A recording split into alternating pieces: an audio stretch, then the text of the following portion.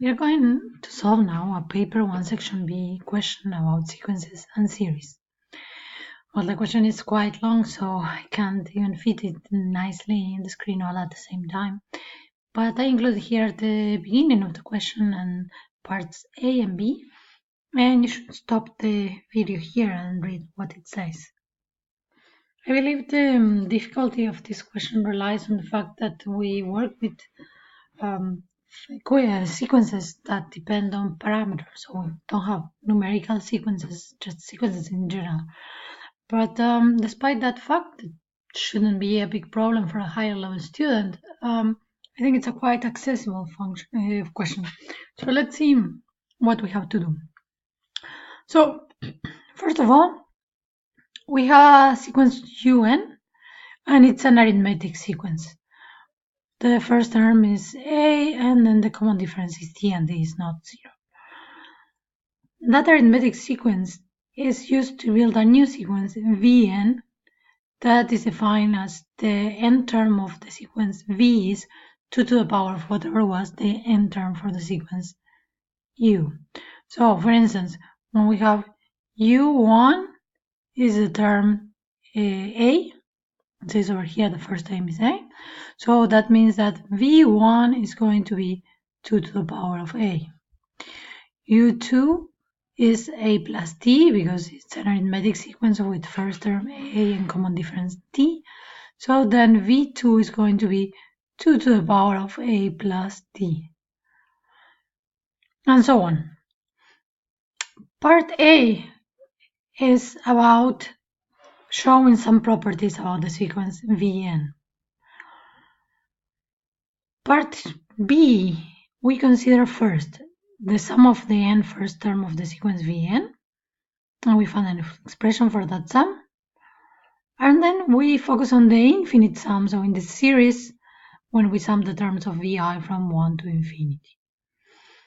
So those are the three parts that we are considering first this question. Then there is a part C that we'll get there.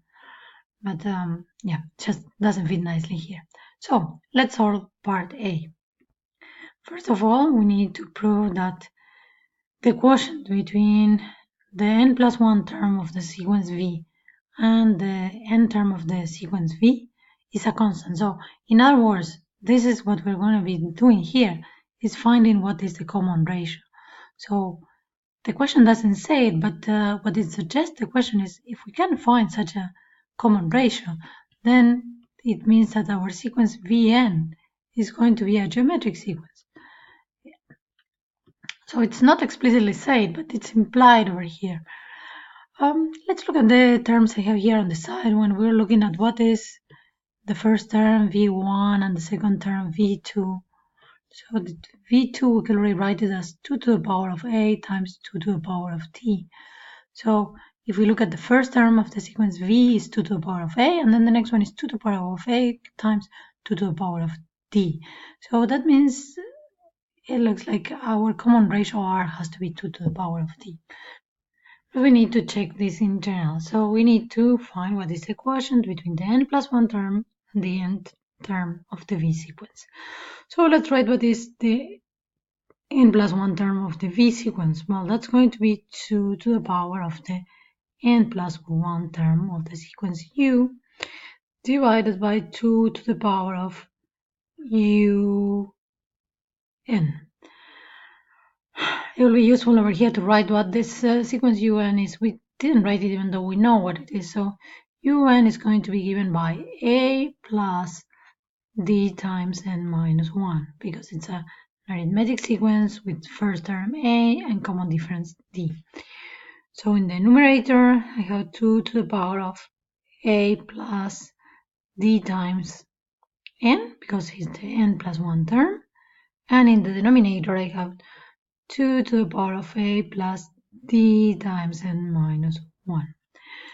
I want to simplify a bit this expression.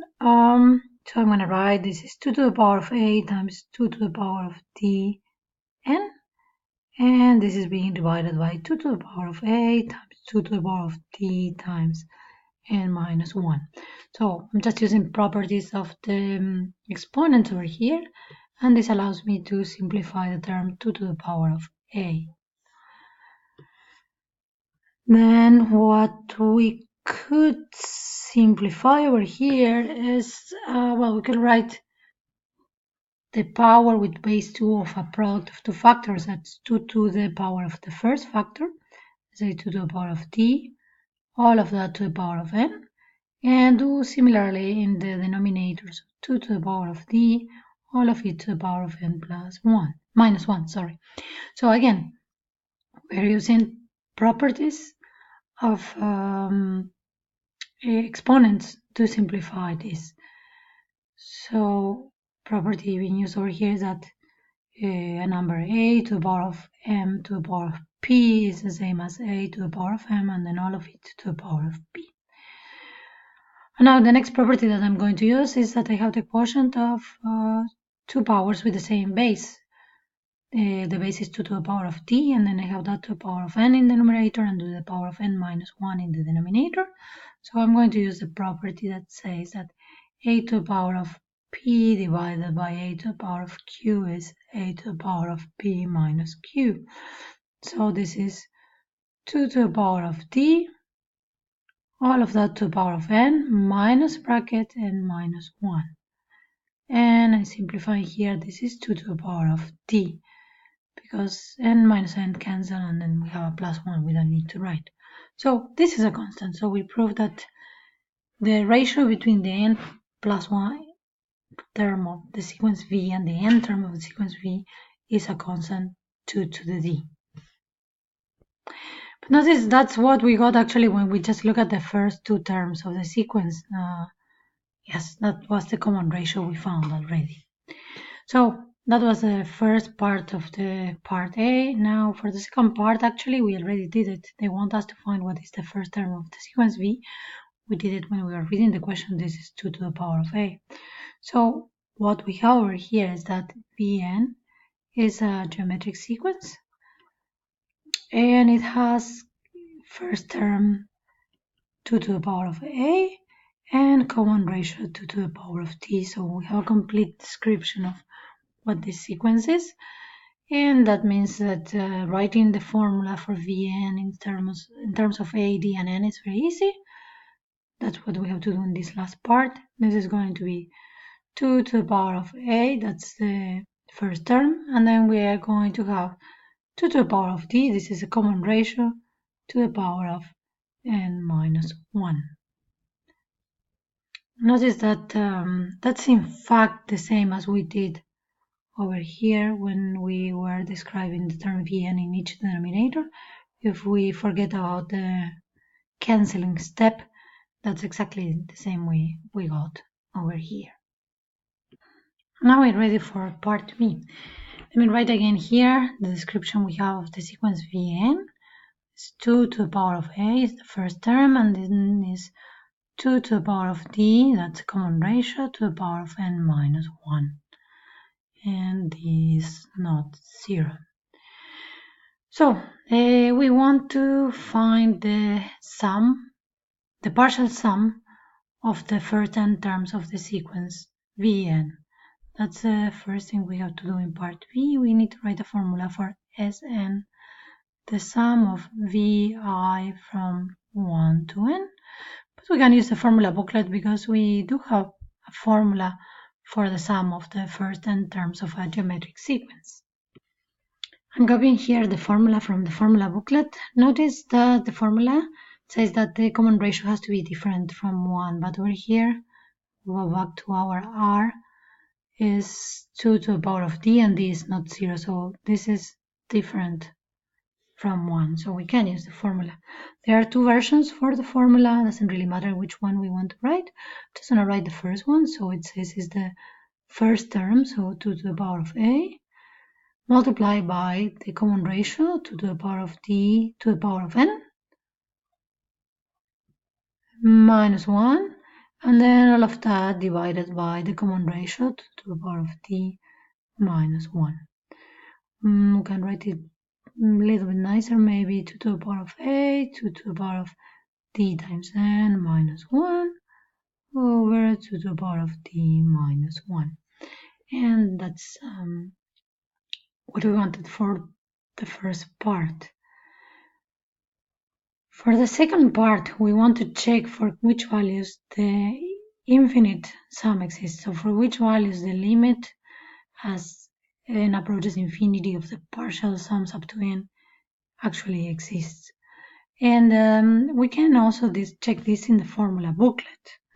I copied the formula from the formula booklet here. It says what is the formula for the sum of an infinite geometric sequence, and it says that this is possible when the absolute value of the common ratio is less than 1. So that means that we need 2 to the power of d in absolute value to be less than 1. So that means that we need 2 to the power of d to be a value between 1 and, well, between -1 and 1. So let me sketch here a small function over here. I'm gonna sketch here the function 2 to y equals 2 to the power of x. Because we are trying to check when this function takes values between -1 and 1. So my variable here is a t. We want to find for which values of t this inequality is, well, this double inequality is true. Let me use another color. We have here y equals -1, and y equals 1, well, it goes exactly by the x-intercept. So these are the values of t that are good for us. According to our picture, we need, well, d can be anything that is less than 0. I'll just write that S infinity exists for d less than 0, and that was what we wanted to answer for the part 2. Now for the next part, we know that the infinite sum exists, so we want to write what the sum is. We're going to use the formula. It's going to be 2 to the power of a divided by 1 minus the common ratio, which is 2 to the power of t. And this is true when d is negative. For the last part, we are given that, moreover, that sum is equal to 2 to the power of a plus 1. So we are saying that 2 to the power of a over 1 minus 2 to the power of d has to be the same as 2 to the power of a plus 1. And we want to find what is the value of t that makes this true. So over here, let me write that actually on the second side we have 2 to the power of a times 2. So we can divide by 2 to the power of a on both sides and say that we need 1 over 1 minus 2d to be equal to 2.